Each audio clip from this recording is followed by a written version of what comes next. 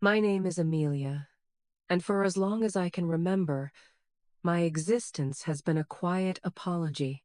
I've felt like a ghost haunting the edges of my own family's brightly lit story, a preliminary sketch erased to make way for the masterpiece. You know that specific, hollow feeling, don't you? The one that settles in your bones when you are seated at a table surrounded by people who share your blood, yet you feel a universe away, as if you're watching them through soundproof glass. That was the wallpaper of my childhood, the ambient noise of my entire life, a persistent, low-grade ache I learned to carry with the stoicism of a soldier. But on the evening of my 30th birthday, at a dinner meticulously designed to be a celebration of my life, my parents finally broke the glass. They finally decided to acknowledge my presence in the most brutal way imaginable.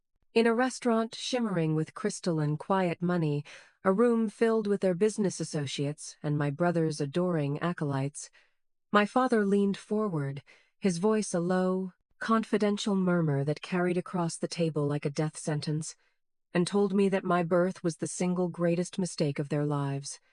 The clinking of silverware stopped.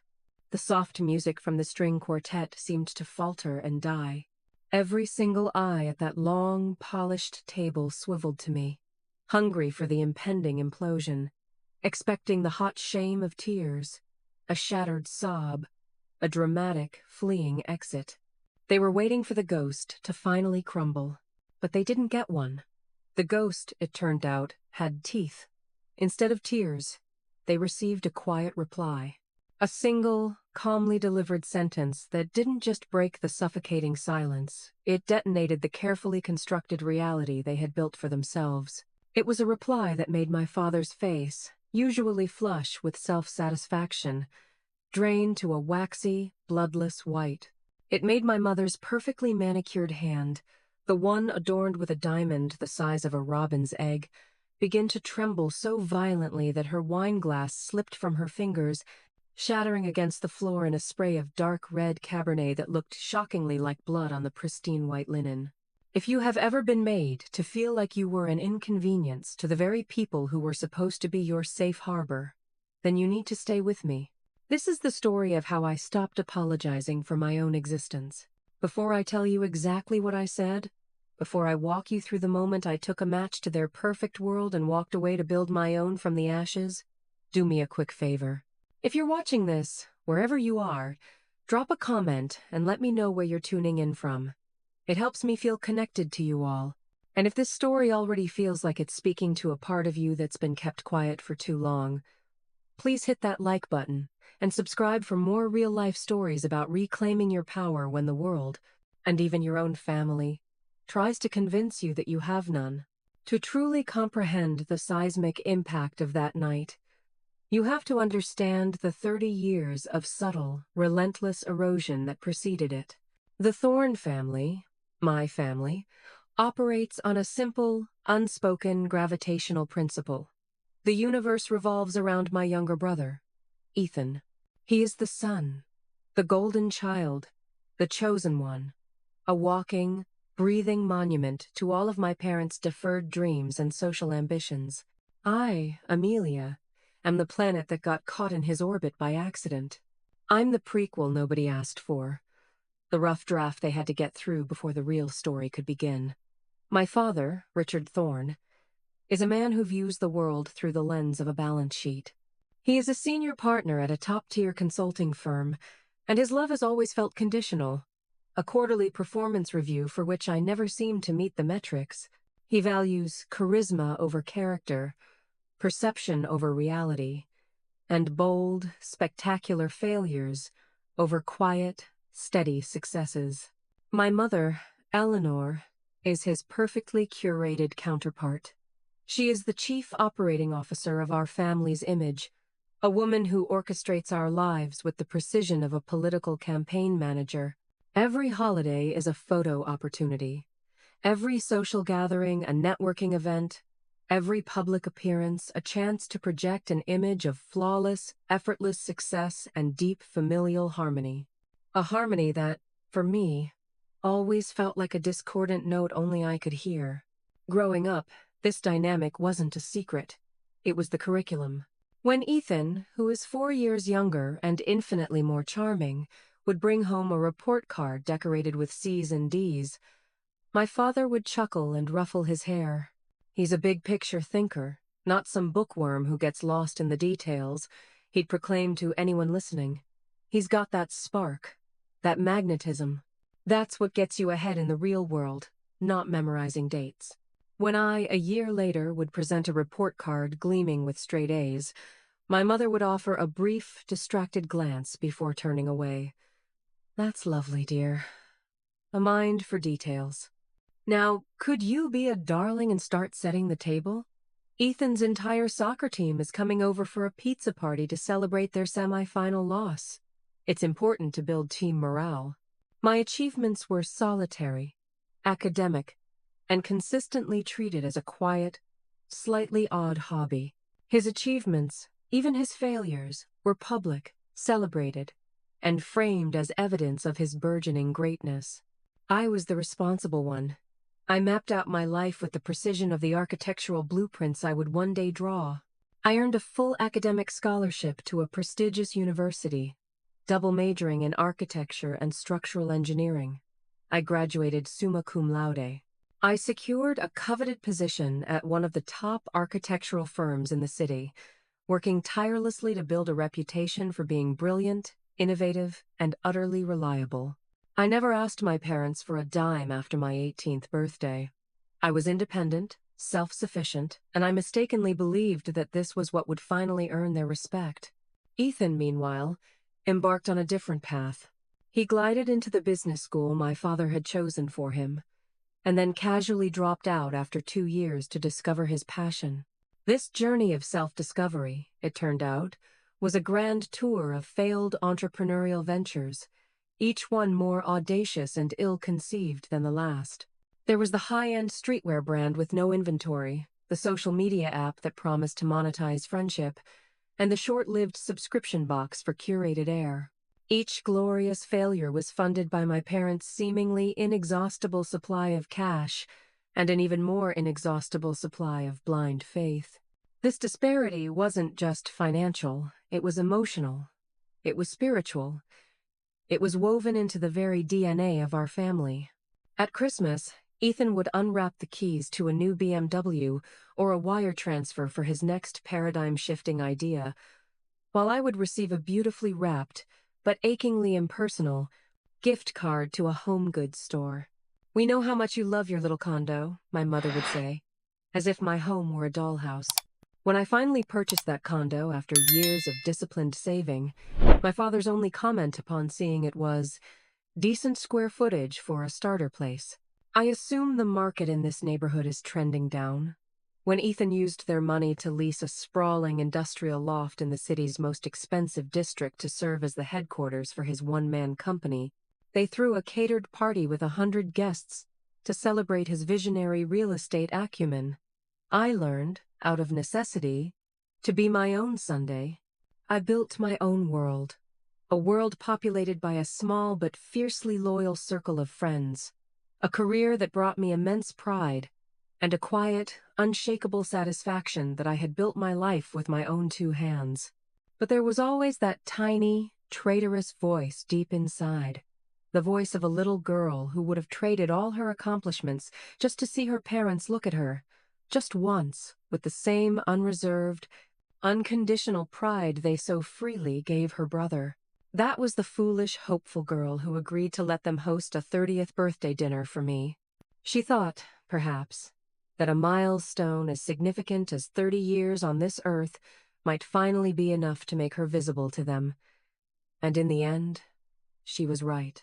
It made me more visible than I had ever dreamed. It made me the target. The secret to surviving in my family was to build a fortress inside myself, a place of quiet observation where their judgments and expectations couldn't fully penetrate. But the secret to my eventual liberation wasn't just emotional resilience. It was something far more tangible, far more powerful. It was a secret I had guarded with fierce, almost paranoid, diligence for nearly 8 years. A hidden facet of my life that was more successful and more valuable than anything my parents, in their wildest, most status-obsessed dreams could possibly comprehend. And it all began, as so many life-altering events do, with a broken heart, a cheap laptop, and a series of sleepless nights during my junior year of college. I had just been unceremoniously dumped by my first serious boyfriend, a fellow architecture student who told me I was too intense and not spontaneous enough. The criticism stung, mostly because it echoed the unspoken narrative of my family life. I was the rigid, unfun one, the one who planned while others lived. Feeling adrift and profoundly alone, I retreated from the world and threw myself into the only thing that offered solace and order: data. It sounds incredibly nerdy, I know, but for me, patterns, algorithms, and predictive modeling were a language that made sense in a world where human emotions, especially the baffling affections of my own family, were an indecipherable code. I had a niche hobby, a strange passion for analyzing emergent social media trends, trying to build a computational model that could predict what piece of content, a video, a meme, a game was going to achieve viral escape velocity before it actually did. It was an intellectual exercise, a complex, all-consuming puzzle to occupy a mind that was otherwise replaying a painful breakup on a loop. I became obsessed. I spent months barricaded in my dorm room, fueled by stale coffee from the vending machine and the quiet hum of my computer's fan after midnight. I devoured textbooks on machine learning and behavioral economics. I taught myself advanced coding languages through online tutorials, my fingers flying across the keyboard as I built and rebuilt my algorithm, refining its variables, tightening its logic. It was my secret project, a world of pure reason I could control completely. One rain-lashed Tuesday night, bleary-eyed and on my third energy drink, I decided to run a new simulation. I fed my algorithm a massive data set from an emerging niche gaming platform, a small corner of the internet buzzing with indie developers. After hours of processing, my model flagged something. It isolated a tiny, obscure game developer based in Scandinavia, a two-person team working out of a garage. It predicted, with a staggering 98.6% confidence rating, that their upcoming fantasy role-playing game, Ethelgard's Echo, would become a global cultural phenomenon. It identified a unique combination of narrative depth, innovative gameplay mechanics, and a nascent, highly engaged community that, my algorithm argued, was the perfect storm for explosive growth. On a wild, sleep-deprived whim, using the entirety of my savings, about $7,000 I had painstakingly accumulated from summer jobs and freelance drafting work, I invested. I found their company on an obscure European penny stock exchange and bought as many shares as I could. My friends, the few I'd spoken to, thought I was insane. "You spent your tuition money on a video game company no one has ever heard of?" one asked, his face a mask of disbelief. For 6 long months, it seemed they were right. The stock did absolutely nothing. It flatlined, a testament to my foolishness. I tried to forget about it, focusing on my studies and bracing myself for a significant financial loss. Then, they released the game. It didn't just go viral, it was a supernova. Ethelgard's Echo exploded across the globe, praised by critics for its breathtaking world-building and addictive gameplay. It became the obsession of every major streamer, a cultural touchstone for a generation. My tiny, forgotten investment, the one born from heartbreak and insomnia, went ballistic. The stock didn't just climb, it defied financial gravity. Within a year, my $7,000 gamble had metastasized into a portfolio worth over $3 million. I remember the day I realized the full extent of it. I was sitting in the university library, supposedly studying for a final, but instead, I was staring at the brokerage account on my laptop screen. The number just kept climbing. I felt a wave of vertigo so intense I had to grip the sides of the table. This was more money than my father had ever made in a single year. This was more money than Ethan had burned through in his entire entrepreneurial career. This was real. My very first instinct, a deep, primal urge, was to call them, to print out the statement, drive home, and slap it down on the dining room table, to finally have the ultimate irrefutable proof that I was not the quiet, unremarkable, detail-oriented daughter. I imagined the stunned silence, the look of shock on my father's face, the moment he would finally have to concede that I had beaten him at his own game. But then, a cold, sharp, and deeply clarifying thought cut through the euphoric haze. If I told them, it would instantly cease to be mine. My success would be absorbed, co-opted, and rebranded as a family achievement. My father would insist on advising me, pulling my money into his own high-risk, low-yield ventures. My mother would leverage my newfound wealth to climb another rung on the social ladder, hosting dinners for influential tech people and dropping my name at every opportunity. And Ethan would see my fortune as his own personal, inexhaustible slush fund for whatever half-baked idea next captured his fleeting attention. The money would become another chain, a golden leash they could use to pull me back into line, to make my incredible, independent achievement about them. So I made the most important decision of my life. I told absolutely no one. The only soul on earth who knew was my college roommate and best friend, Clara. She had been my silent witness, the one who had seen me hunched over my glowing laptop screen for months on end, the one who would slide a plate of food onto my desk when I'd forgotten to eat for a full day. When I finally worked up the nerve to turn my laptop around and show her the account balance, her jaw dropped. But she didn't see the dollar signs. She saw what I saw. She saw a way out. "This is it, Amelia," she whispered, her voice filled with a fierce, protective loyalty that I had never once felt from my own family. "This is your get-out-of-jail-free card.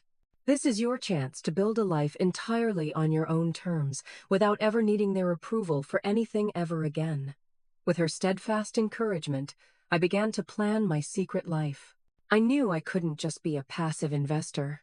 I had created a powerful tool, and I needed to learn how to wield it. I used a carefully calculated portion of my winnings to discreetly hire a team of elite financial and legal experts, a group so discreet they made Swiss bankers look like town criers. We met in anonymous hotel conference rooms. Together, we established a complex legal architecture designed for one purpose: absolute anonymity. We created a blind trust and a Delaware C corporation named Viridian Analytics, a name that sounded respectable, established, and utterly boring. The public face of the company, the CEO, was a seasoned and highly compensated executive I hired, specifically for his impeccable reputation and his ability to follow orders without question. I remained the silent, 100% owner, the invisible architect pulling the strings from the shadows. Viridian Analytics wasn't just a shell to hold my initial investment. It became an active, thriving business. I poured millions into refining my predictive algorithm, hiring a small team of brilliant data scientists who knew me only by a pseudonym. We began providing consulting services to major corporations, venture capital firms, and marketing agencies, helping them navigate the treacherous, ever-shifting landscape of digital trends. My algorithm, the one I built in a lonely dorm room to mend a broken heart, became the proprietary, beating heart of a multi-million-dollar enterprise. All the while, on the surface, I was just Amelia Thorne, a diligent junior architect, meticulously drafting blueprints, sitting in client meetings and earning a respectable, but by my family's standards, unimpressive salary. This double life was a constant, high-wire act. I'd spend my days discussing load-bearing walls and zoning regulations, and my nights on encrypted video calls with my CEO, making high-stakes decisions that influenced global product launches. I maintained a disciplined, almost ascetic lifestyle, carefully avoiding any purchases or changes that would raise a single eyebrow of suspicion. I drove a 5-year-old sedan, lived in my tasteful but not extravagant condo, and continued to play the role of the quiet, unassuming daughter. The secrecy was a heavy cloak, but it was also my impenetrable shield. It protected my creation. It protected my independence. And I had a deep, unshakable feeling that, sooner or later, I was going to need it to protect myself from the people I was supposed to be able to trust the most. The first test of that shield came sooner than I could have possibly expected, the day my brother Ethan came to me with his first world-changing idea, a dazzling smile on his face, and a financial black hole in his pocket that he expected me to fill. Ethan's first grand entrepreneurial venture was a masterpiece of buzzword-laden nonsense. He called it ConnectSphere. The concept, as far as I could decipher from his rambling, impassioned pitch, was to create a next-generation social networking platform that would leverage synergistic AI and blockchain integration to foster hyper-personalized human connections. In reality, it was a buggy, poorly designed chat application with a sleek logo and a 30-page business plan that read like a parody of Silicon Valley culture. It was filled with phrases like paradigm shift, disrupting the connection space, and monetization through emotional intelligence. He had, naturally, already incinerated the initial $50,000 my parents had eagerly provided as seed funding. That money had vanished into a lavish launch party held at a trendy art gallery for a product that didn't exist yet, a long-term lease on a high-end office space he rarely visited, and the production of 500 custom-branded merino wool hoodies. Now, he needed a serious infusion of capital to scale up operations before he had even managed to scale a single functioning feature. The amount he needed was precise and astronomical: $250,000. I first heard the full extent of his delusion during one of our obligatory, tension-filled Sunday dinners. My father, Richard, was holding court at the head of the long mahogany table, his voice resonating with the unshakable pride of a man who saw his own reflection in his son's ambition. "Ethan is on the precipice of something truly revolutionary," he announced to my mother and me, his chest puffed out. "He just requires a bit more capital to push through this initial development phase. The big venture capitalists are already sniffing around, but he's smart. He wants to maintain full ownership and control for as long as he can. It's a power move." He then swiveled his gaze to me, and I felt a familiar, cold dread wash over me. It was the look that always preceded a request disguised as a non-negotiable family duty. "Amelia, you've always been so wonderfully responsible with your finances. You've saved diligently. You have that lovely condo, a steady job. We were thinking that, as a family, it is our duty to rally behind Ethan. This isn't just his venture. It's an investment in the Thorne family legacy." My mother, Eleanor, chimed in immediately, her voice a smooth, persuasive purr.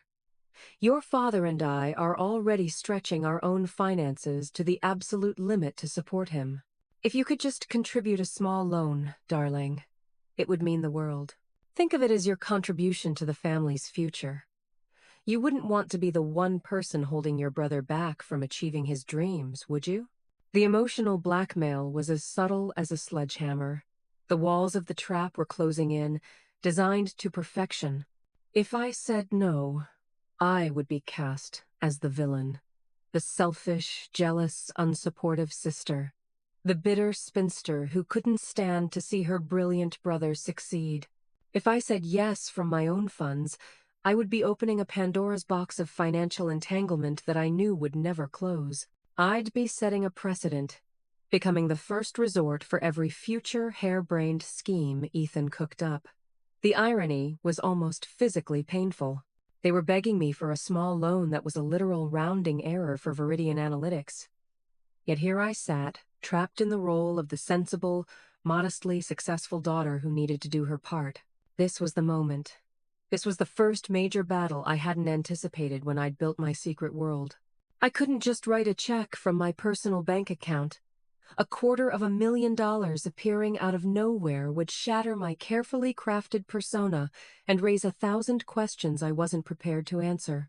I needed a mechanism, a buffer, a way to control the situation on my own terms while keeping my identity completely firewalled. That night, sleep was impossible. I paced the floor of my condo, my mind racing. I needed to create an entity that was both a source of funds and a shield. At 2 a.m., I called my personal lawyer, a brilliant and discreet man named Arthur Vance, who was on a hefty retainer precisely for moments like this. "Arthur, I apologize for the hour," I said, "but I need to set up a new legal entity. Immediately. I need a family trust. I want it structured as a third-party investment vehicle. The key is that its funding source must be completely and utterly anonymous. It needs to appear as if it's old, established money." We spent the next week in a flurry of secure calls and encrypted emails. Arthur and his team were masters of their craft. They created the Thorne Family Legacy Trust. The name itself was a stroke of genius.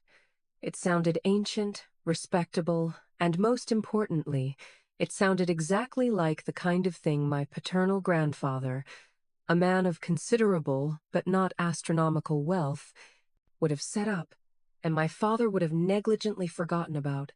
The trust was funded entirely by me, through a series of complex wire transfers routed from Viridian Analytics through 2 offshore holding companies before finally landing in the trust's accounts. Tracing it back to me would require a team of forensic accountants and a warrant from the federal government. The trust's appointed manager was a stoic, independent trustee, a former judge who reported only to me via Arthur. He was instructed to act as an impartial, discerning benefactor, tasked with fostering the entrepreneurial spirit of future Thorne generations. It was the perfect illusion. It allowed me to become the family's benefactor while simultaneously being their gatekeeper. I controlled the money, I set the terms, and I did it all from behind an impenetrable curtain of legal fiction. A few weeks later, my father called me, his voice a rare and baffling cocktail of unadulterated excitement and sheer bewilderment. "Amelia, you are not going to believe this. It's an absolute miracle. An old family trust, one your grandfather must have set up decades ago, has just been activated. I'd completely forgotten it even existed. Some lawyer representing the trust contacted me out of the blue. They've reviewed Ethan's business plan for ConnectSphere, and they are incredibly impressed. They've agreed to invest the full $250,000, Amelia. Can you believe our luck?" My heart was hammering against my ribs, but I forced my voice to remain calm and steady. "Wow, Dad. That's absolutely incredible. What a fortunate coincidence." It wasn't a coincidence. It was a meticulously constructed reality. The trust, under my direction, agreed to the investment, but with a list of stringent conditions that I had personally drafted. Mandatory quarterly progress reports with detailed financial breakdowns, a clearly defined budget that had to be adhered to, and a performance clause that allowed the trust to immediately pull all funding if key development milestones were not met. I was no longer just his sister, expected to provide a handout. I was his silent, unknown, and very demanding investor. Ethan, of course, was over the moon. He didn't question the miraculous timing for a second. He saw it as undeniable proof of his own genius, a sign from the universe itself that he was destined for greatness. My parents were ecstatic, relieved of their financial burden and brimming with pride. They saw it as a confirmation of their own superior lineage, a reward for their good breeding. None of them, not for a moment, suspected that the wise old family money was in fact the very new, very hard-earned money of the daughter they consistently and completely overlooked. I had solved the immediate crisis, but as I hung up the phone that evening, a deep sense of unease settled into my stomach. I had created a powerful tool, but I had also created a monster. I had built a formal, institutionalized pipeline for my family's entitlement. The Thorne Family Legacy Trust had just made its first investment, but I knew, with a cold, sinking certainty that chilled me to the bone, that it would absolutely not be its last. The Thorne Family Legacy Trust didn't just become a part of our family's financial landscape. It became the central, load-bearing pillar of their entire lifestyle.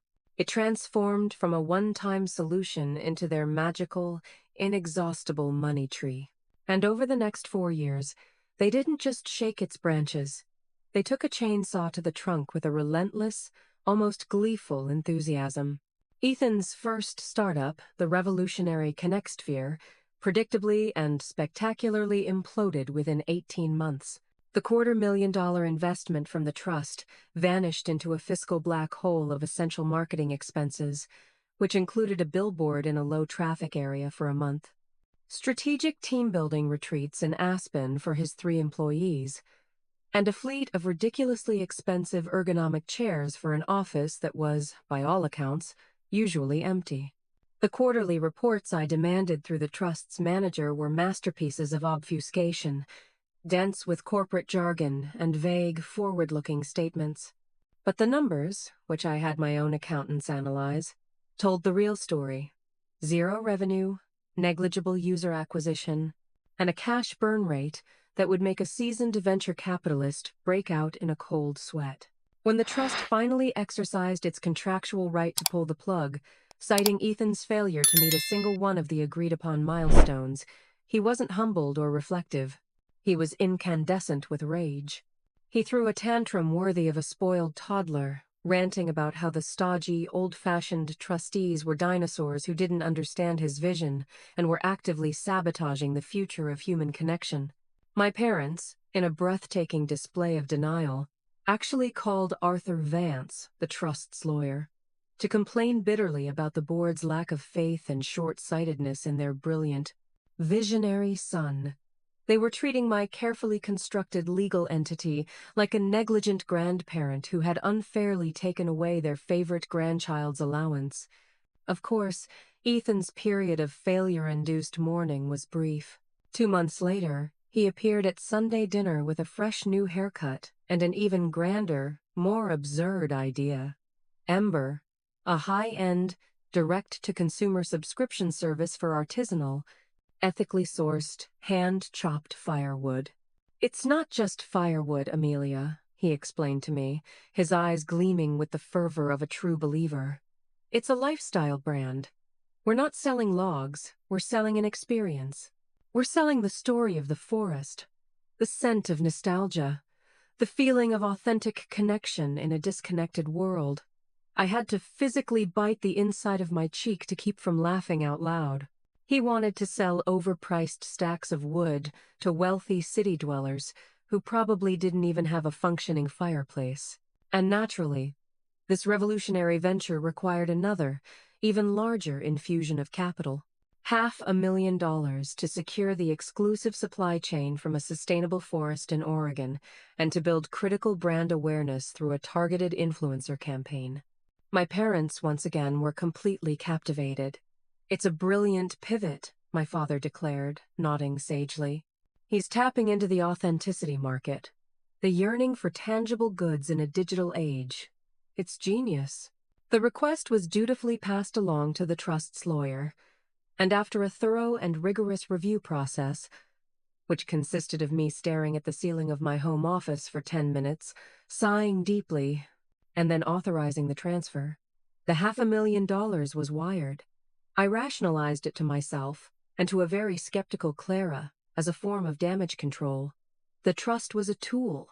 It was better for the money to flow through its controlled channels, where I could at least impose some semblance of accountability, than for my parents to start liquidating their own retirement funds or, God forbid, for Ethan to get into real financial trouble with actual lenders. But the trust's largesse wasn't limited to my brother's follies. Its very existence seemed to unlock a new, voracious level of spending in my parents as well. My mother suddenly decided that their perfectly functional 10-year-old kitchen was unbearably dated and needed a complete gut renovation. She hired a celebrity designer, and soon invoices for Italian marble countertops, custom cabinetry, and a sub-zero wine fridge the size of a small car began arriving at the trust's office. The expense was justified as a necessary capital improvement to a core family asset. Then, my father announced that his current golf and country club was stifling his networking potential and that he needed to join the far more exclusive Oak Ridge Reserve. The 6-figure, non-refundable initiation fee was, of course, covered by the trust. Shortly after, they decided they needed to take a business research trip to the south of France to explore the European artisanal and luxury goods market to gain insights for Ethan's firewood company. The trust paid for first-class airfare, a suite at a five-star hotel in Cannes, and a generous per diem for research expenses. Every lavish, self-indulgent expenditure was meticulously justified, rationalized, and ultimately funded by me, the silent, invisible daughter whose own idea of a financial splurge was buying the name brand olive oil instead of the generic store brand. My weekly coffee meetings with Clara became my only anchor to sanity. They were my pressure release valve. They just used the trust to lease a brand new Porsche Cayenne for Ethan, I told her one Saturday, rubbing the persistent ache in my temples. Apparently, his old BMW 7 Series wasn't projecting the right brand image for a rugged, back-to-nature firewood mogul. Clara just shook her head, her expression a familiar, weary mixture of pity and exasperation. Amelia, this is getting out of control. You have to see that you're not helping them anymore. You're enabling a collective delusion. You've built a consequence-free, fully catered bubble for them to live in. What do you think is going to happen when that bubble finally pops? I knew she was right. Every logical part of my brain knew she was right. But I felt trapped in the very structure I had created. The trust was my shield, but it had also become my cage. It kept my secrets safe, but it also kept me locked in the exact same dysfunctional family dynamic, just with more zeros at the end of every transaction. The financial drain wasn't the real issue. Viridian Analytics was flourishing, growing beyond my wildest expectations. The money I was funneling to the trust was a rounding error on my company's annual balance sheet. The real cost was emotional, a slow poisoning of my own spirit. Every wire transfer confirmation felt like a small act of self-betrayal. Every time I had to sit through a family dinner and listen to my parents toast the incredible foresight of my grandfather for having established the trust, a bitter, metallic taste filled my mouth. They were literally thanking a ghost for the fruits of my labor, for the long nights and the immense risks I had taken. They were celebrating a fantasy, and I was the one paying for the special effects. The most painful part was their complete and utter lack of curiosity. They never questioned the trust's miraculous and timely appearance too deeply. They never asked about the specific terms of its charter or the identities of its trustees. They simply accepted the endless flow of money as their natural due, a birthright they were owed. I was funding their perfect, curated fantasy life. And in that fantasy, I was still the quiet, steady, unremarkable daughter, the one who sat on the sidelines and clapped politely while the real star, Ethan, took his bow at center stage. I was paying for the stage, the lights, and the goddamn programs. With my 30th birthday looming, a date my mother had begun planning with the obsessive detail of a royal wedding, I felt a profound shift happening inside me. The years of exhaustion were crystallizing into a cold, hard, and deeply unfamiliar anger. Clara's words echoed in my head, a constant, looping refrain. What happens when the bubble pops? Maybe, I thought, as I stared at my reflection in the dark glass of my office window late one night. It was finally time I found the pin. The planning for my 30th birthday dinner was, from its very inception, a masterclass in performative family devotion. It was a party for me in name only. In reality, it was another grand production meticulously directed by my mother, Eleanor, designed to serve two primary functions: to showcase the Thorne family's continued ascent into the upper echelons of society, and of course, to provide yet another platform for the deification of my brother Ethan. She selected the venue herself, Aurelia, a ridiculously expensive Michelin-starred restaurant so exclusive that it was famous for having an unlisted phone number. It was a place where whispers were the currency of conversation, and the cost of a single appetizer could cover my monthly electricity bill. "We simply have to do it properly, darling," she'd informed me over the phone, her voice brimming with an excitement that was entirely for herself. 30 is a monumental milestone. We want all of our friends to see how wonderfully both of our children are thriving. The use of the plural children was a rhetorical flourish that felt entirely singular in its intent, aimed squarely and solely at my brother. The guest list was the next battle I quietly lost. I had naively provided my mother with a short list of my 10 closest friends, the people who actually knew and loved me, with Clara at the very top. The final, official guest list that arrived via a calligraphed invitation a week later was triple that size and read like a who's who of my parents' social and professional circles. It was bloated with my father's senior business partners, my mother's fiercest rivals from the country club charity board, and a carefully curated handful of potential angel investors for Ethan that my parents were desperate to impress. My friends were on the list, but they were scattered, relegated to the far corners of the seating chart.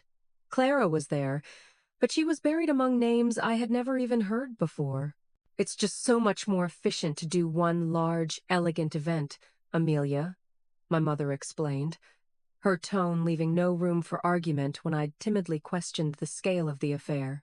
Think of it as a celebration of the whole family's success, really. Your birthday is the perfect excuse. Every single detail of the planning process served as a fresh, painful reminder of my secondary status in my own life story. My mother agonized for a full week over the floral arrangements, consulting with a designer who specialized in botanical installations. When I mentioned that my favorite flower was a simple, unassuming peony, she dismissed the idea with a wave of her hand. Oh no, dear. Far too soft. Too rustic. We need something with more architectural integrity. Something that makes a statement. Like orchids. White Phalaenopsis orchids. She spent hours on the seating chart, rearranging place cards with the strategic focus of a general planning a military campaign. The goal was clear. Ethan was to be placed at the absolute center of the long imperial table, flanked on either side by the most influential and financially potent guests. I was to be seated at the distant, Siberian end of the table, a strategic buffer between my slightly deaf great-aunt Carol and a cousin I hadn't seen since I was 12. The week before the dinner, the pressure inside me was building to an unbearable seismic level. It wasn't just about the party anymore. It was the culmination of 3 decades of being overlooked, undervalued, and systematically erased. That same week, as if on cue, another funding request came through the trust's channels. Ethan, it seemed, needed an urgent $75,000 for a critical rebranding campaign for his firewood company, Ember. The company, after a full year of operation and over $500,000 in funding, had managed to sell a grand total of 12 subscription boxes, 3 of which, I knew from the credit card statements, had been purchased by my parents themselves. The rebranding involved a new website, a new logo, and a photo shoot with an influencer who specialized in aspirational cabin core aesthetics. I sat in my silent, minimalist home office, the funding request glowing on my monitor screen. The absurdity of it all washed over me. A tidal wave of frustration and clarity. This was it. This was the tipping point. This was the moment of decision I had been simultaneously dreading and longing for. I picked up my phone and called Clara, my hand trembling slightly. "I can't do it anymore," I said, my voice barely a whisper, yet filled with a steel I hadn't known I possessed. "I cannot transfer $1 more. I can't keep funding this elaborate, expensive charade. This birthday party, this whole performance. I am done." Clara was silent on the other end of the line for a long moment. I could hear her breathing. Then she let out a slow, deliberate exhale. "Good," she said, her voice firm and clear as a bell. "I was wondering when you'd finally get here. I'm so proud of you. So, what's the plan?" We talked for over an hour. Not just talking, but plotting, strategizing, mapping out the endgame. It wasn't enough to just cut them off financially. The trust had become so deeply woven into the fabric of their lives that simply shutting it down would cause chaos and panic, but it wouldn't force a moment of reckoning. It wouldn't force them to understand the fundamental truth of their delusion. No, the truth couldn't be delivered in a lawyer's letter or a bank statement. It had to be delivered in person. It had to be undeniable, inescapable, and it had to happen on their chosen stage, during their perfect self-congratulatory production. "You have to do it at the dinner," Clara insisted. her voice resonating with a righteous fire that stoked my own. That restaurant is their arena. That party is their crowning achievement. You need to walk into the lion's den, let them think they're in complete control, and then calmly, quietly, show them that you were the lion tamer all along. The idea was terrifying. It went against every single survival instinct I had carefully cultivated over 30 years. To be quiet, to avoid conflict at all costs, to stay small and out of the way. But the alternative, the thought of sitting through that dinner, of smiling politely and nodding along while they toasted my brother's imaginary successes with my own hard-earned money, was suddenly infinitely more terrifying. That was a betrayal of self I was no longer willing to commit. So, I laid the final piece of the trap. I opened my laptop and approved the $75,000 transfer. One last time. Let them have their rebranding. Let them walk into that dinner fat and happy and completely oblivious. I let them think everything was proceeding as normal. I even went out and bought a new dress for the party, a simple, severe, elegant black dress. It was understated but radiated a quiet confidence that felt like armor. And I spent the final days leading up to the dinner preparing my arsenal. I called Arthur Vance and my financial manager. I had them prepare a comprehensive dossier, a beautifully bound report detailing every single dollar the Thorne Family Legacy Trust had ever disbursed, complete with dates, itemized purposes, and recipients. I had them draft the legal documents necessary to immediately dissolve the trust and sever all financial conduits. Everything was scanned, encrypted, and loaded onto a secure drive on my phone. On the evening of my birthday, as I stood before my full-length mirror, a strange and profound calm settled over me. The years of anxiety, the constant knot in my stomach, had finally dissolved. It was replaced by a cold, hard, crystalline clarity. I wasn't going to a birthday party. I was going to a corporate dissolution, a hostile takeover of my own life. I looked at the woman in the mirror. She didn't look like the invisible daughter anymore. She looked like the founder and sole owner of Viridian Analytics. She looked like the architect of her own destiny. And she was about to present the final, unalterable blueprint. When I walked into that restaurant, I knew, with an almost chilling certainty, that it would be the very last time my family would ever be able to look at me and see the person they thought I was. The bubble was about to pop, and I was holding the pin. Aurelia was less a restaurant and more a temple dedicated to the worship of wealth. The cavernous main dining room was a symphony of dark mahogany, hushed gray velvet, and lighting so artfully dim it felt like we were dining in a secret, luxurious cave. A string quartet was tucked away in a corner, their music a delicate, expensive whisper that was meant to be felt rather than heard. A sound designed to complement the clinking of heavy silver and the murmur of powerful people. My parents were already in full command, positioned near the grand entrance like royalty receiving their court. My mother, Eleanor, was a vision in a shimmering silver gown, her posture impeccable, her smile a dazzling practiced weapon. She was a queen in her natural habitat. My father, Richard, stood beside her, a flute of vintage champagne in one hand, his other hand clapping the shoulders of his guests. He was laughing, a loud, booming sound that was slightly too performative, a declaration of his own importance. When they finally spotted me making my way through the throng, my mother's radiant smile tightened for a barely perceptible fraction of a second before stretching back into its perfect, welcoming shape. "Amelia, darling, you're finally here. Happy, happy birthday," she exclaimed, leaning in to press her cold, perfumed cheeks against mine in a gesture that conveyed proximity, but no actual warmth. She pulled back and surveyed my simple black dress. "Your dress is, very classic." Understated. It was a quintessential Eleanor compliment, a gift that was also, somehow, a critique.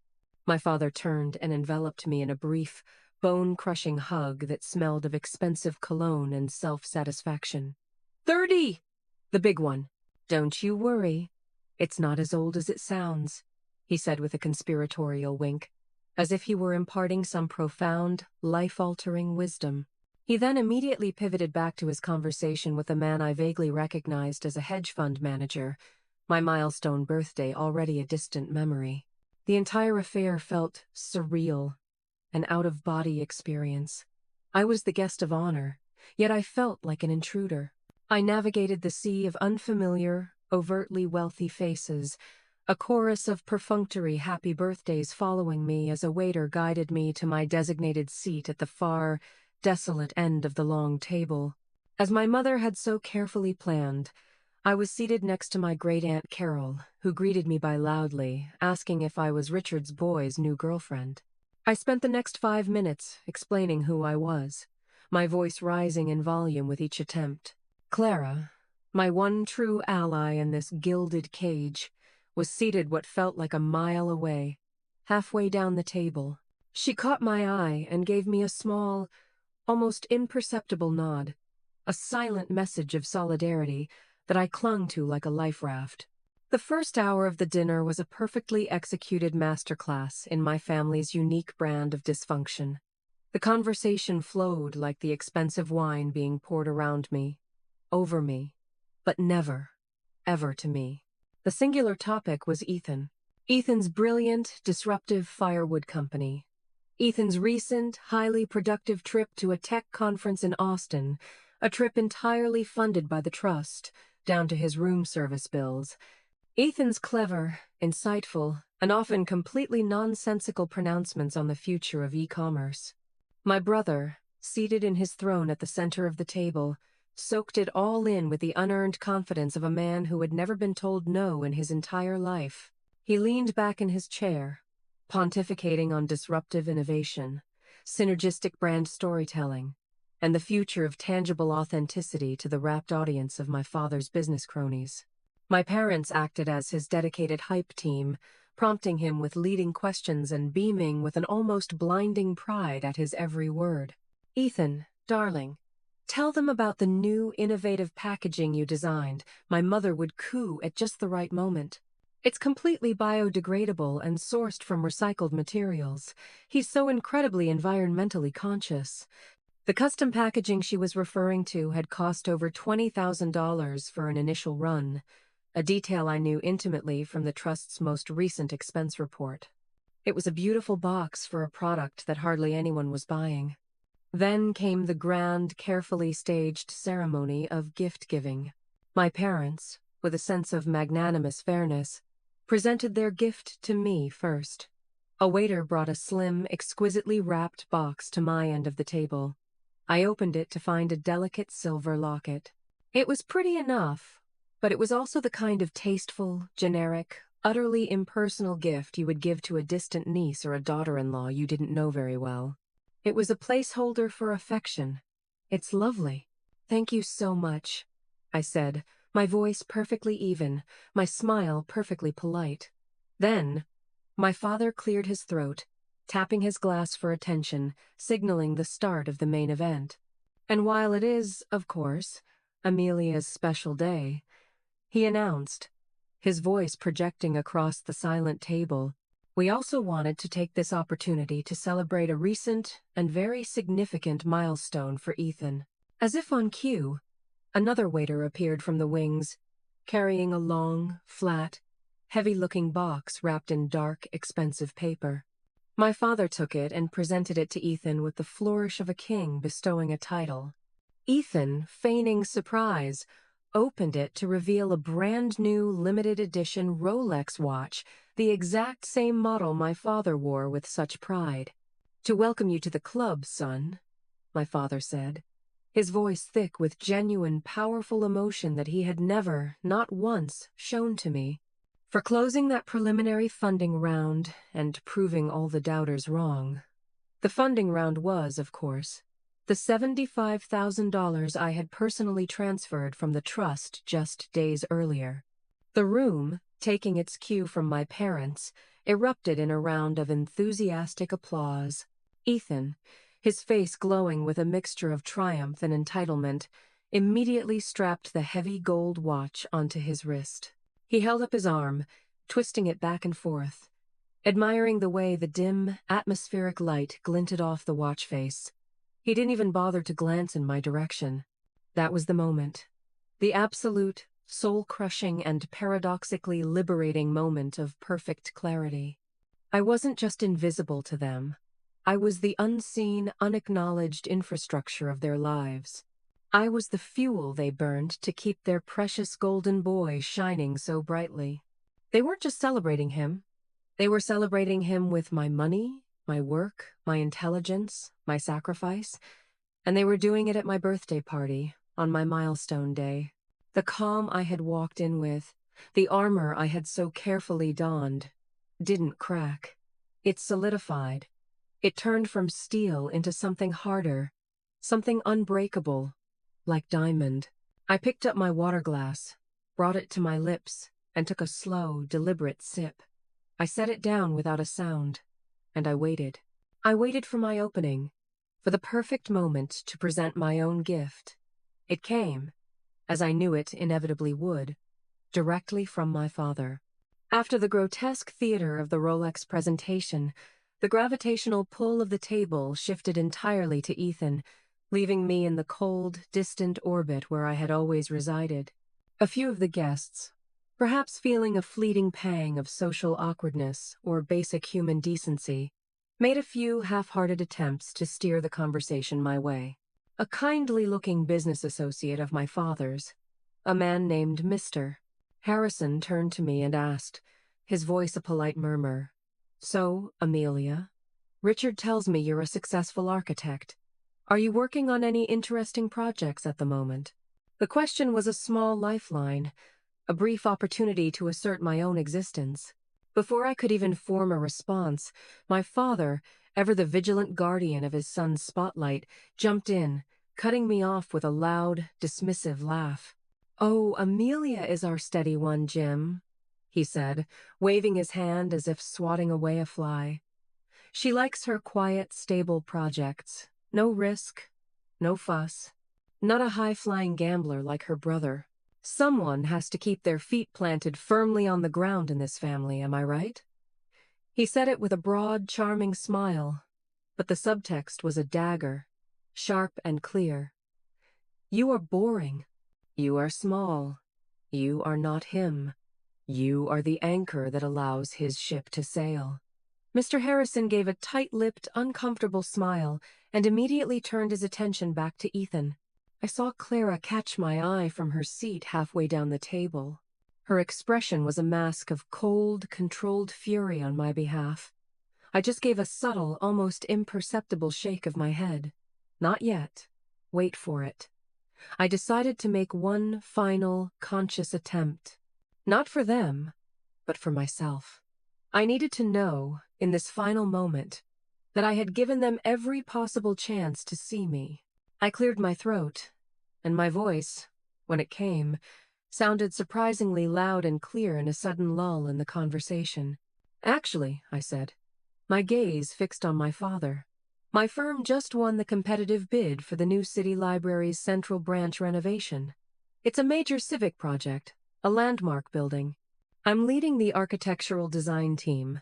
For one heart-stopping moment, I saw a flicker of something in my father's eyes. It wasn't pride, not exactly, but it was something akin to it, surprise, maybe even a grudging respect.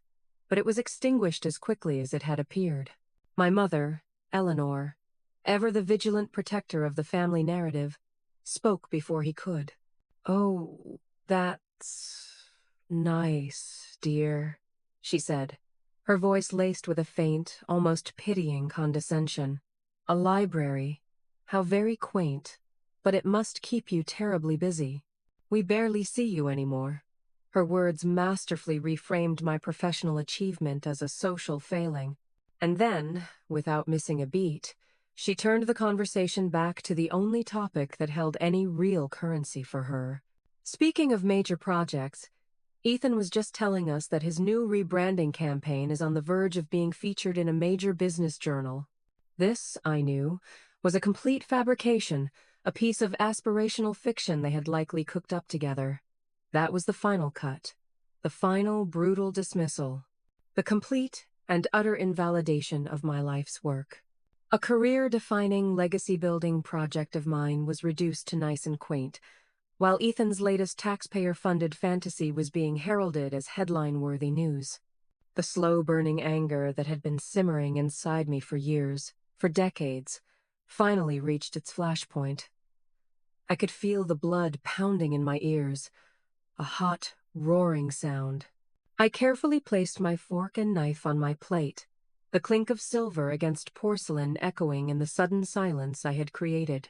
"You know," I began, my voice dangerously quiet, all pretense of politeness stripped away. For my 30th birthday, all I really wanted was for the four of us to have a simple, quiet dinner together. Just family. No audience, no networking, no performance. My mother looked genuinely aghast, as if I had just uttered the most obscene profanity. "Amelia, don't be so ungrateful and dramatic. We arranged this entire, beautiful evening just for you." "For me?" I let out a short, sharp, humorless laugh that made several guests flinch. "You did not arrange this for me. You arranged this for you.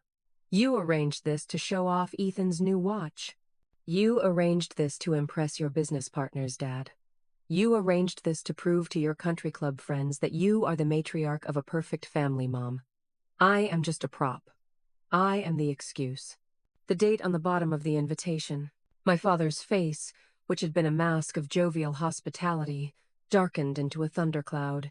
His persona vanished, revealing the cold, hard, and deeply intimidating man who lay beneath. "That is quite enough, Amelia," he snarled, his voice low and menacing. "You are embarrassing yourself, and more importantly, you are embarrassing this family. I don't know what has gotten into you tonight, but you will sit there, and you will show some goddamn respect." "Respect?" I shot back, my voice rising to meet his, no longer quiet, no longer afraid. "Respect is a two-way street, Dad.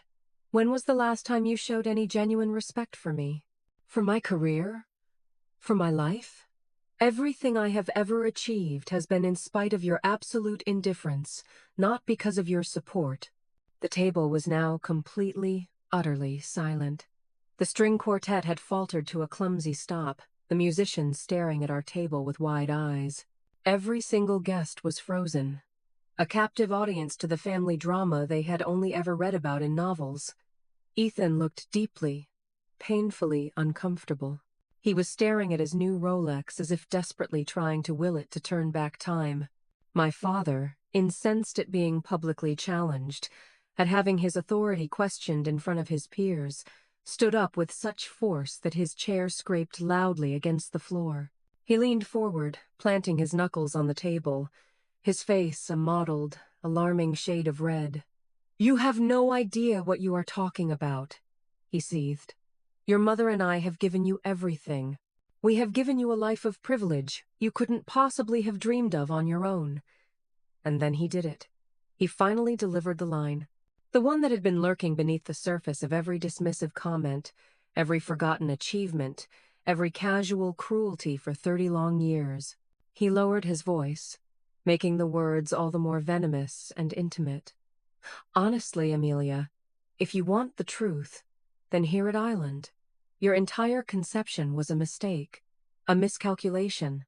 We were young, our marriage was falling apart, and we foolishly thought that having a baby would be the glue that held us together. It wasn't. It was just another stressor, another burden. You were a mistake." My mother, seeing the looks of genuine horror spreading across the faces of her friends, didn't defend me. She didn't protest or try to soften the blow. She did something far worse. She doubled down. She reached out, placing a delicate, steadying hand on my father's arm, and said, her voice trembling with a nauseating, false sincerity, "Richard, please, don't. She can't handle the truth." She then turned her gaze to me, her eyes filled not with love or remorse, but with a strange, condescending pity.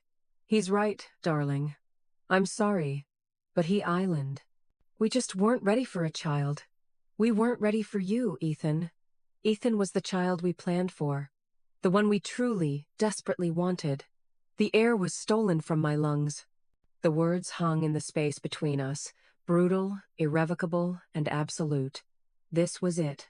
The foundational truth of my existence, as told by my creators, laid bare for all the world to see. I was a mistake, an obligation, a failed, living solution to their own marital incompetence. I looked around the long table, at the shocked and pitying faces of strangers. I saw my brother, who was now staring intently at his water glass, unable to meet my eyes. And then I looked back at my parents, standing there, united in their cruelty. The pain was immense, a physical, crushing blow to my chest. But underneath that pain, the cold, hard calm I had felt earlier returned, now forged into something indestructible. They had finally said the quiet part out loud. And in doing so, they had just handed me the key, the code, and the detonator to my own cage.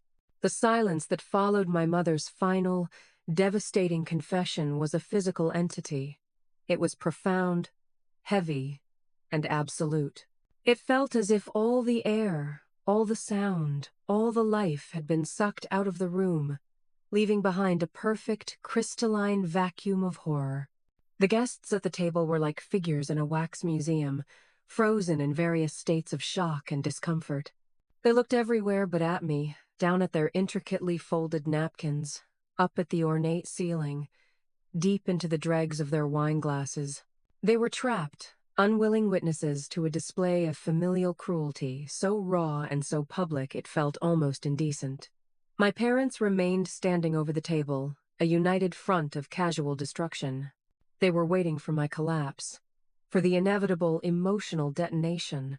They had just delivered what they believed to be the final, unanswerable checkmate move in our lifelong one-sided chess game. They were expecting the catharsis of my tears, the validation of my screams, the dramatic punctuation of me running from the room in utter humiliation. But they had fundamentally, catastrophically miscalculated. They had no idea I wasn't even playing their game anymore. I had been playing a different, longer, and infinitely more strategic game all along, and I was the only one who knew the rules. I took a slow, deliberate breath, letting the agonizing silence stretch until it was taut and humming with a nervous, electric tension. I met my father's furious, triumphant gaze, and then my mother's pitying, self-righteous one. I didn't raise my voice. I didn't need to. In that vacuum, even a whisper would sound like a gunshot. I let my words fall, one by one, into the quiet room with the undeniable weight of absolute, unassailable truth. "You're right," I said, my voice as clear and steady as a surgeon's hand. I was a mistake. I paused, letting that admission hang in the air. A calculated concession. I let them savor their victory for one fleeting, delicious second. I saw my father's furious expression soften into a smug, almost regretful sort of finality. I saw my mother look visibly relieved, believing the worst of the scene was finally over. Then, I continued, my voice dropping just a fraction, pulling everyone in closer. But I wasn't my mistake. I was your mistake. The smugness on my father's face vanished, replaced by a flicker of confusion. The relief on my mother's face curdled into uncertainty. The other guests leaned forward, their social paralysis broken by a new, more compelling current of intrigue. "And I went on, my gaze never leaving the shocked faces of my parents, "am the biggest, most expensive mistake you have ever made." My father let out a short, sharp bark of a laugh, but it was brittle, hollow, and utterly unconvincing. "What in God's name are you talking about, Amelia? You're being hysterical." "This is inappropriate. Sit down." "I don't think I will," I said. I pushed my chair back from the table, the legs making a soft scraping sound on the polished floor, and I stood up. I stood slowly, deliberately, feeling the power of my own verticality. I was no longer the forgotten daughter at the desolate end of the table. I was in command of the room. "The Thorne Family Legacy Trust," I said. letting the four words land like stones in a silent pond. Does that name ring a bell? The magical font of money from Grandpa that so conveniently activated itself right when Ethan needed his first half-baked investment? The trust that paid for your new Italian marble kitchen, Mom? The trust that paid for your six-figure country club membership, Dad? The trust. And here I let my eyes drift down the table to my brother, that just bought Ethan a brand new Rolex for a funding round he never actually closed. I let my gaze travel back to my parents. My father's mouth was slightly agape, his face a canvas of dawning, horrified comprehension. My mother was shaking her head, a gesture of frantic, weak denial that convinced no one, least of all herself. That's ridiculous, my father stammered, but his voice had lost all its booming authority. It was thin, reedy. That's an old family trust. The lawyers confirmed it. The lawyers report directly and exclusively to me. I finished his sentence for him, my voice cutting through his feeble protest like glass. Because there was no old family trust. There was no foresight from Grandpa. There was only me. I created it, I invented it, and I funded it. Every single dollar that has propped up Ethan's parade of fantasy businesses. Every single dollar that has paid for your vacations to France, your German cars, and your country club gossip sessions. It all came from me, from my work, from my company. Someone at the table let out an audible gasp. I saw my great-aunt Carol, despite her notorious hearing issues, had apparently caught every single devastating word. Her eyes were wide with a mixture of shock and, I thought, a glimmer of awe. Ethan had gone completely, deathly pale, his face a mask of utter disbelief. He was staring at me as if I were a stranger, an alien who had just peeled off her human suit. He looked down at the heavy gold watch on his wrist, as if it were suddenly radioactive. To seal it, to erase any lingering shred of doubt and make the truth completely, undeniably real for them, I delivered the final, irrefutable piece of evidence. I looked directly at my brother, my voice softening slightly, which only made the words more devastating. The wire transfer for the down payment on your loft, Ethan. The one for $400,000 that came through 2 years ago from that anonymous trust account. The transfer originated from a corporate account belonging to a company called Viridian Analytics. I am the founder and sole owner of Viridian Analytics. I am the Thorne Family Legacy Trust. The name of my company meant nothing to them, but the cold, hard specificity of the detail, the exact amount of a transfer they believed was a secret between them and the trust, was the final, fatal shot. The lie was broken. The fantasy had been vaporized. My father, the great Richard Thorne, sank back into his chair as if his legs had been cut out from under him. In an instant, he looked 20 years older. He looked small, defeated. And my mother, my elegant, composed mother, finally dropped her wine glass. It hit the floor with a muffled crash, red wine splashing across the pristine white tablecloth like a Rorschach blot of their ruin. She didn't even seem to notice. Her trembling hand flew to her mouth, her eyes wide with a terrifying, frantic combination of shock, public humiliation, and the sudden, desperate, and utterly transparent calculation of what this all meant. The whole table, the whole room, was frozen in time. They were all staring at me, this quiet, simple, quaint, unremarkable daughter who had just revealed herself to be the invisible, silent puppeteer of their entire gilded existence. I calmly placed my linen napkin on the table beside my untouched plate of food. "Happy birthday to me," I said, my voice barely a whisper, but it carried across the dead, silent room. And then, with my head held high, my spine straight, and 30 years of weight lifted from my shoulders, I turned and walked out of the restaurant, leaving them all to drown in the deafening, expensive silence of the truth. The cool, crisp autumn air that greeted me outside Aurelia felt like the first breath of a new life. It was a welcome, cleansing shock to my system after the suffocating, superheated atmosphere of the restaurant. I didn't run. I had no desire to flee. I walked. I walked with a steady, even, unhurried pace to my car, my heels clicking on the dark pavement in a firm, resolute rhythm that sounded, to my own ears, like freedom. I didn't look back, not even for a second. I didn't need to see the chaos I had left in my wake. I could feel it radiating from the building behind me, a palpable wave of shock and humiliation. As I slid into the driver's seat of my sensible sedan, my phone, which I had purposefully left behind on the passenger seat, began to light up with a frantic, pulsing urgency. First, a call from my mother.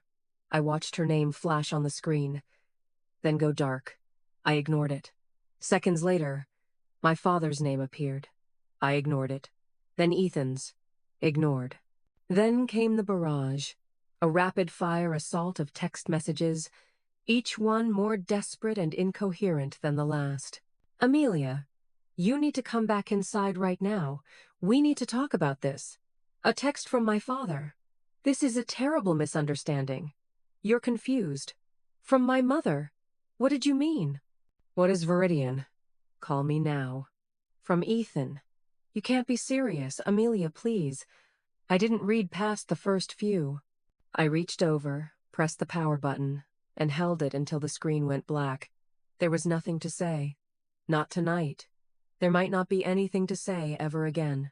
I drove straight to Clara's apartment, the city lights blurring into long, impressionistic streaks of color as I passed them. She must have been watching from her window, because she opened the door before I had even finished knocking, her face a mask of anxious anticipation. So?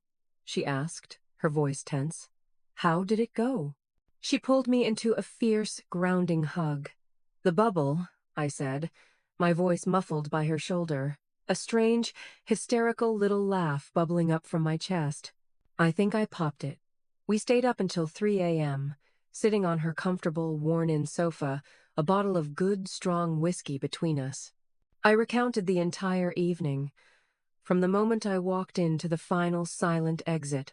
I spared no detail, the condescending comments, the silver locket, the grotesque spectacle of the Rolex, my father's brutal words, my mother's betrayal, and finally, my own quiet, devastating revelation. With every sentence I spoke, I felt a physical layer of weight sloughing off my shoulders, like a heavy, sodden coat I had been forced to wear for 30 years. The crushing burden of the secret, the exhausting performance of being the good daughter, the years of repressed anger and silent resentment, it was all gone. Released into the safe, quiet space of my friend's living room. For the first time in my adult life, I felt completely, utterly, and exhilaratingly myself. Clara listened intently, her expression shifting from righteous anger to grim satisfaction to, finally, a look of profound, shining pride. She refilled our glasses, her movements sure and steady. I knew you had it in you, she said, her voice filled with a conviction that was more validating than any praise I had ever received from my parents. They spent 30 years building the stage, choreographing the play, and casting you as a nameless background character. But tonight, you walked to the center of their stage, threw out their script, and burned the whole goddamn theater to the ground. The next morning, I woke up on her couch, feeling emotionally hungover but mentally clearer than I had in my entire life. The first thing I did was turn my phone back on. The screen was a wasteland of notifications. Over 50 missed calls. More than 100 text messages. I didn't read a single one.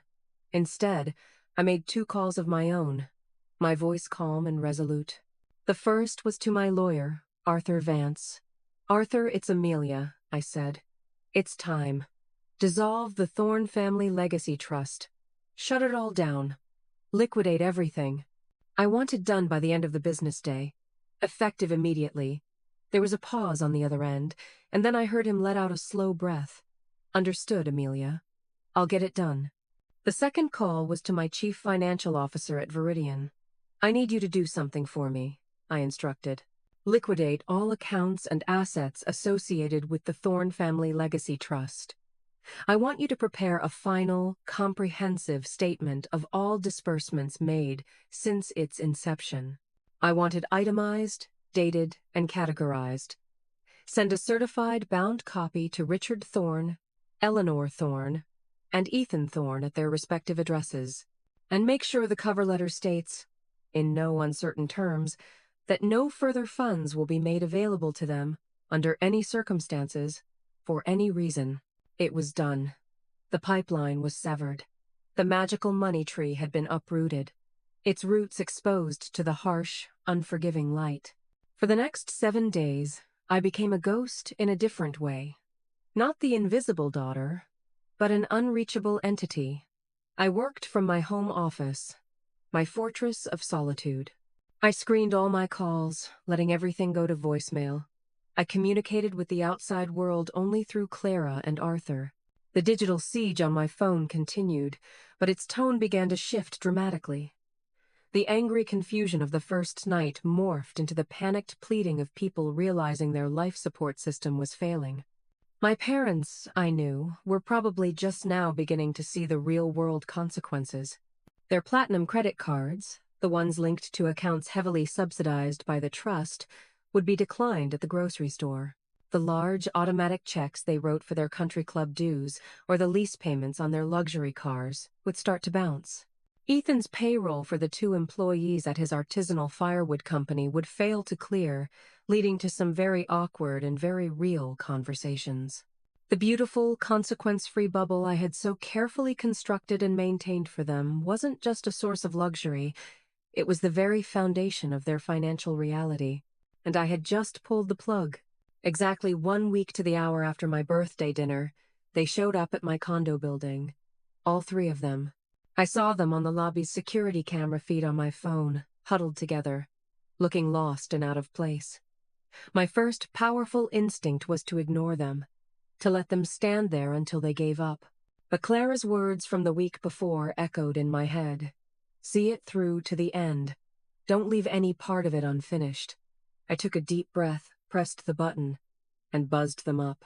When I opened my door, their appearance was a jarring contrast to the polished, powerful, and impeccably dressed figures from the restaurant. They looked frayed, diminished. My father's expensive suit was rumpled. His face was ashen, and there were dark circles under his eyes. My mother's perfect makeup couldn't hide the puffiness around her eyes, and her shoulders were slumped in a way I had never seen before. And Ethan, my golden boy brother, just looked broken. He was staring at the floor, the picture of a man whose entire conception of himself had been vaporized. "We need to talk, Amelia," my father began, his voice hoarse. He was clearly trying to inject his usual booming authority into the words, but they came out as a weak, reedy croak. I didn't move. I didn't invite them in. I stood in the doorway, my body a physical barrier. "There's nothing to talk about," I said, my voice cool and devoid of emotion.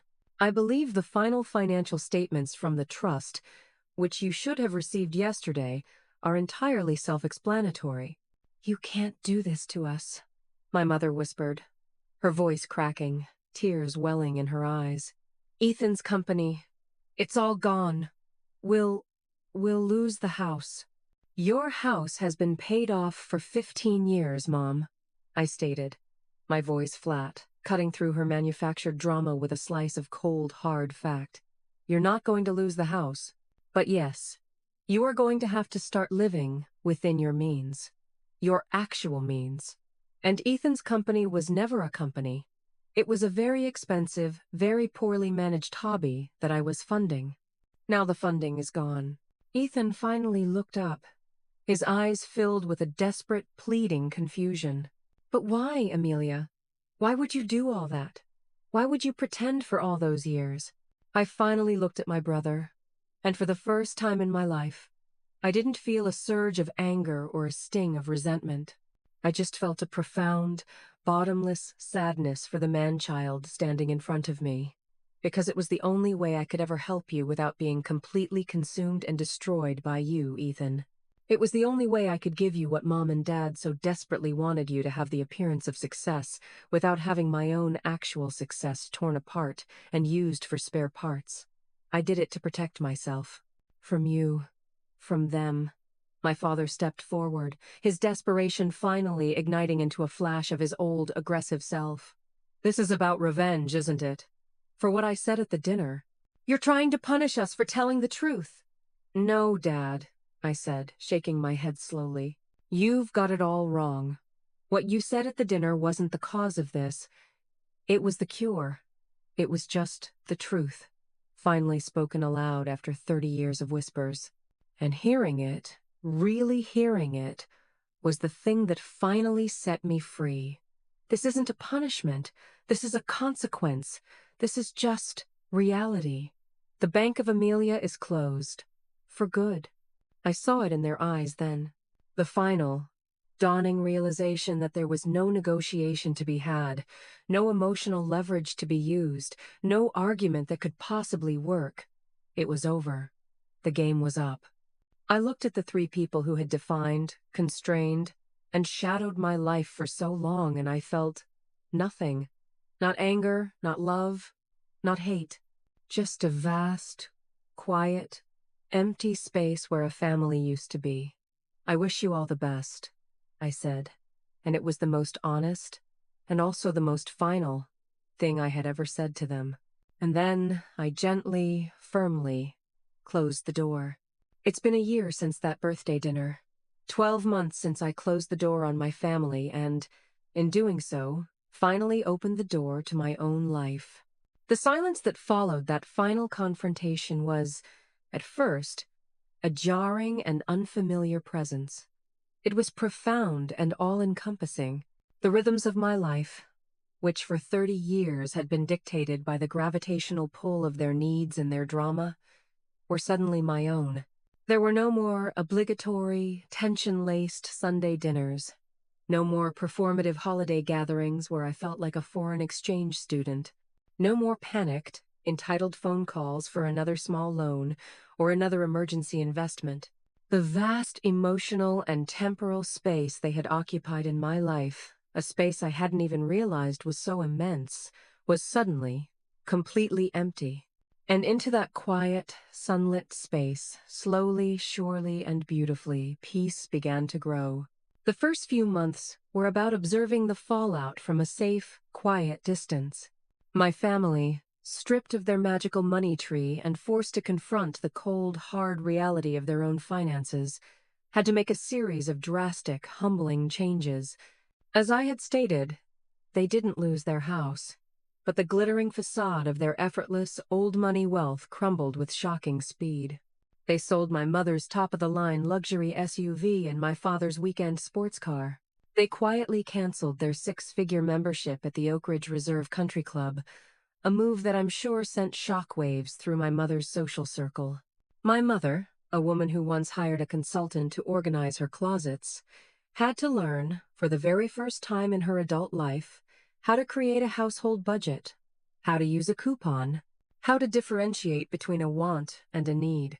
The reports I heard, through the very distant family grapevine, were that it was a brutal learning curve. Ethan's artisanal firewood company, Ember, which was really just a beautifully designed website and a leased warehouse full of rapidly aging logs, folded within a month. The collapse was immediate and total.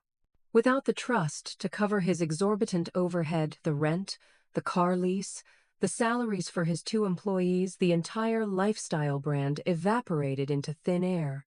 The last and most reliable piece of news I received, passed along through a mutual acquaintance who seemed to take a grim sort of pleasure in the family's downfall, was that Ethan had finally taken an entry-level marketing job at a large, soulless corporate firm.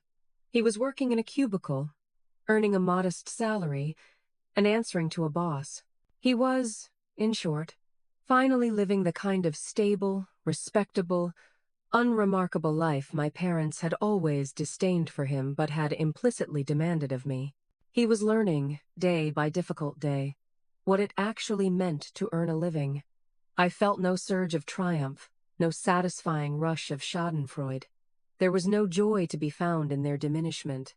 It was simply the natural, unavoidable, and deeply logical outcome of a life built on a foundation of fantasy.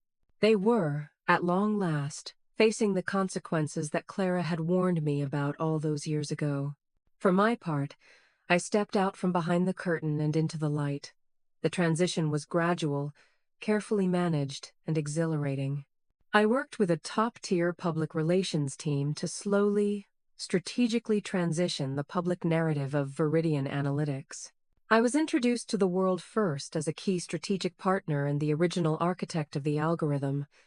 Then, a few months later, as the company's founder and visionary.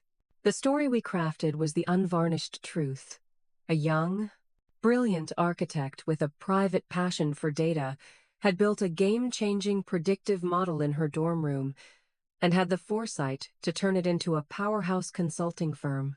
The business world, which loves a good origin story, was fascinated. I was featured in Forbes and the Wall Street Journal, not as a wealthy heiress or a socialite, but as a self-made, disruptive tech entrepreneur. The profound irony was not lost on me. The very success I had spent years hiding for fear of my family's judgment and co-option became my new public identity, and I found, to my own surprise, that it fit me perfectly. My life is richer now in ways that have nothing to do with my balance sheet. My small circle of true friends, my chosen family, has become the anchor and the heart of my world. Clara, my steadfast ally, is now the Chief Operating Officer of Viridian Analytics. Her fierce loyalty, razor-sharp business sense, and brutal honesty are the perfect complement to my creative vision. We are a formidable team. We have weekly dinners, real ones, held at my condo or hers, filled with easy laughter, genuine support, and honest, unfiltered conversation. I'm traveling, not to research artisanal markets in the south of France, but to truly see the world, to hike in Patagonia, to explore ancient temples in Kyoto, to fill my own well of creativity and inspiration. I even started dating someone recently, a kind, brilliant, and wonderfully down-to-earth history professor who is fascinated by my mind, not my net worth. He knows my whole, complicated story, and when he looks at me, he does so with a quiet, steady admiration my family was never, ever capable of mustering. About 6 months ago, a thick cream-colored envelope arrived in my office mail. It was from my mother. My first instinct was to throw it away unopened. But curiosity won out. It wasn't a demand, a plea, or a guilt trip. It was a simple 2-page letter written in her elegant, looping handwriting. In it, she apologized. It wasn't a perfect apology, not the kind a therapist would have coached her to write. It was flawed and full of self-pity, but it was also, I sensed, sincere. She wrote about how the silence and the shame had forced her to reflect in a way she never had before. She admitted that their all-consuming obsession with Ethan's potential success had blinded them to everything else, most significantly, to me. She wrote, in a sentence that I had to read several times to believe, "I see now that we were celebrating the idea of a son while we had a brilliant, accomplished daughter right in front of us the whole time." She said she was proud of what I had built, and that her deepest regret was that she had never said it, or even felt it, before. She didn't ask for money or for a reconciliation. She simply ended the letter with, "I hope one day you can find it in your heart to forgive an old woman's profound and devastating foolishness." I haven't responded to the letter yet. I don't know if I ever will. Forgiveness is a complicated, messy, and deeply personal journey. But reading her words allowed me to release the last, stubborn vestiges of anger I was holding on to. The lesson in all of this, the one I carry with me every single day, is that you cannot build your sense of self-worth on the barren, shifting ground of someone else's approval. For 30 long years, I was a ghost in my own life, haunting the hallways, waiting for my family to finally see me, to finally value me. But the profound truth is, they never would have. Their love was conditional, their validation a currency I was never meant to earn. My real power was never in the money I secretly made. My power was in the final, terrifying, and ultimately liberating decision to stop seeking their approval and to finally, fully, approve of myself. The money was just the tool that allowed me to draw the final, uncrossable boundary. The diminished life they are living now is a direct consequence of their choices. The full, vibrant, and joyful life I am living now is a direct result of mine. Have you ever had to make the incredibly difficult choice to walk away from a toxic family dynamic in order to save yourself? What did that journey teach you about your own strength and worth? I would genuinely love to hear your story in the comments below. If this resonated with you, if any part of my story felt like your story, please give this video a thumbs up, subscribe for more real-life stories, and perhaps share it with someone who might need a reminder that their worth is not, and never has been, up for negotiation. Thank you for listening.